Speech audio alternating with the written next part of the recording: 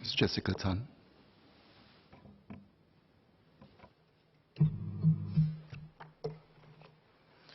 Mr. Speaker, thank you for allowing me to speak on this motion. I'd like to also record my thanks to the Elder Shield Review Committee for the extensive work that's been done, as well as the MOH team.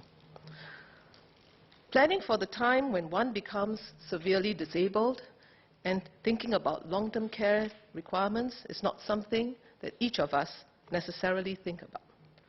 We tend to think that disability would not happen to us. This is a general feedback that I get, especially from the young in the community. And for many, if we do become disabled, many have expressed that they do not want to prolong that state. Unfortunately, in both of these circumstances, none of us can control these outcomes. And therefore, it is important that long-term care is something we plan for. Because when one is disabled, there is need for ongoing care and support, and caregivers as well as families are impacted. And I'd like to just share some examples that I've encountered in the community in my ward. I had a resident who has seen me over the last few years. He comes quite regularly to seek assistance. He's a very filial son, and his challenge has been in providing long-term care for his mother. His mother is in a nursing home because she's disabled, and the family have challenges taking care of her. And where he's struggling is in paying for the nursing home charges. So if there was long-term care planning done previously for her, and if she was of a cohort that had done long-term care planning, that funding, that benefit payout would have, in his case, helped a lot. I have another family. This lady in her middle age, met her quite a few years ago. Her husband had a sudden disability, and he had to be bedridden. 3 young children.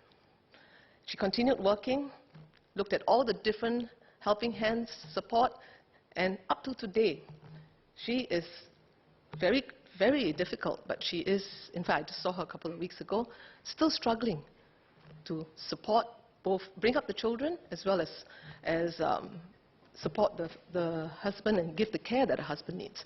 And you can see that it's not about just providing long-term care, but it's also the fact that because when someone is disabled, it affects the family as well. So therefore, the long-term care planning is important. And why am I sharing these examples is because while we talk about inclusion, and the recommendations has been on inclusion, there's also been a lot of discussion on the ground about exclusion. And I think there needs to be a lot more in terms of helping people understand the need, even though the scheme is compulsory. And as we have an aging population, smaller families, and people living longer, long-term care becomes even more important. And so while I understand that the priority, both for Elder Shield and now CareShield, is to provide protection in old age, as the examples I've shared, the latter example that I shared shows that it's not, regardless of one's age, economic situation, and financial situation, the demands on long-term care does have impact on both the individual and the caregivers. I would like now to touch on several areas, 2 areas, universal coverage and premium affordability and sustainability. The recommendations for universal coverage regardless of financial status or pre-existing disability for future cohorts of Singaporeans starting from age 30 is one that is key for this CareShield life. And in 2020, cohorts age 30 and 40 will be enrolled, 30 to 40 will be enrolled upon the launch of this enhanced scheme, with subsequent cohorts enrolled when they turn 30. This ensures that the coverage is inclusive, with everyone having basic financial protection for their long-term care costs. As the committee had noted, this will strengthen our social compact and is aligned with our values of inclusive and, more importantly, a caring society, which we strive to build. So on this point of being inclusive and the fact that participation is compulsory, it does beg the question on why women need to pay higher premiums. I think both the men and the women before me have said a lot on this point, but the point that I'd like to make is that given the risk pooling and the fact that we are making the scheme compulsory, I think it's only right that premiums should be equal, regardless of gender, and I hope that MOH will take this point into consideration. So while many can agree on the benefits of universal coverage and risk pooling, participation in the scheme for everyone, of risk pooling and participation for everyone aged from 30 onwards, many in this age group are also at stages of their lives when they have multiple responsibilities, and for some of them, they're starting families, at the same time supporting aging parents. So hence, CareShield Life may be seen as an additional commitment on them financially.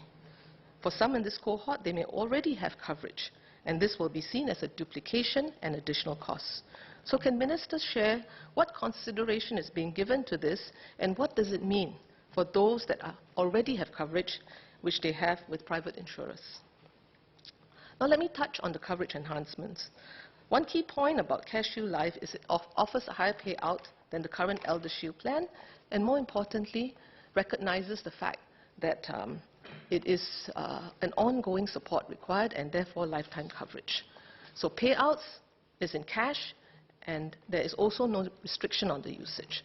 This flexibility is welcome, as long-term care needs will differ from person to person, and long-term care itself will evolve.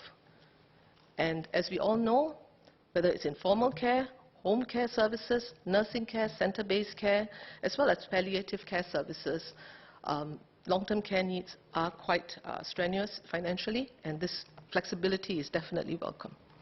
Let me now touch on the point about premium affordability and sustainability. With CareShield Life's enhanced payouts and benefits, there's still the question of premium affordability. The recommendation to keep premiums low, besides risk pooling that I touched on earlier, as well as starting younger for the premiums to be spread across a longer period, therefore, and also allowing for MediSave to be used to pay for premiums, does help in ensuring affordability because it eases the out-of-pocket expenses. Can Minister share, despite this, there is a lot of questions around how the premium amounts have been arrived at, and can Minister share the actual principles that were used to determine premiums?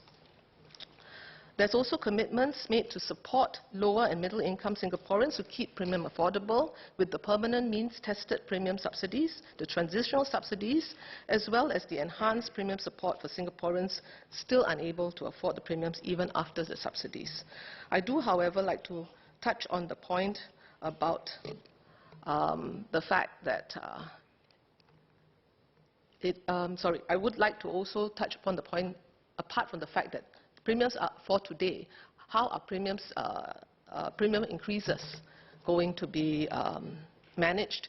While there is going to be a council, an independent council, can Minister share more details about how premiums will be kept affordable over time? The other point is about MediSave.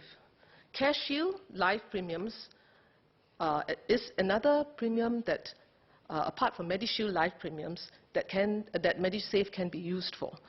So MediSave is also used for other outpatient and inpatient needs. So the question for many is that will there be sufficient funds in MediSave for premiums? And with the changing models of employment as well, with freelance and contract work as well as the gig economy, incomes may not be as stable, and therefore MediSave contributions may also be impacted. I'd like to touch on the last point on means testing. For means testing, apart from the fact that the scheme and usage of the scheme will be, payouts will be dependent on the strict criteria for the 3 ADLs, the means testing for the subsidies and the eligibility criteria is a point that I'd like to touch on, and would like to ask with regards to the use of the annual value of residence as a criterion for assessment, means assessment. Because If the annual value is above the 21,000, what it would mean is automatically the individual it will disqualify the individual from eligibility, even if he or she is of lower income, because he may or may not be, he may be living in a residence out of the goodwill of family members and may not own that property. But as long as AV is used, he or she would be automatically disqualified from the subsidies if this is the same case of how AV is going to be used for the means assessment. And this being the case, this would also mean that per capita household incomes may not be considered because they've already not met the AV criteria. And the reason why I'm highlighting this is that half of the residents in my ward live in private condominiums and landed homes, and their AVs are above the 21,000 criteria, and not all of them own these properties, and many do live with their family members, and some are seniors and have retired as well. So I hope that Minister would consider of how the AV criterion will be used for means testing. The scheme itself also is one that I think many have mentioned today. It is fairly complex. So the communication of the scheme, and especially for those who are on ES 300 and ES 400, and the encouragement for them to, if they're eligible, to go on to CareShield Life, is not as straightforward in terms of understanding, given the incentives that are provided as well as the various complexities around the scheme. So I do hope that besides the tools and the information provided, that MOH would consider setting up an advisory support to provide guidance for this segment as they do the assessment of whether to join CareShield Life or not. And so, Mr. Speaker, notwithstanding my clarifications, I support the motion. Thank you.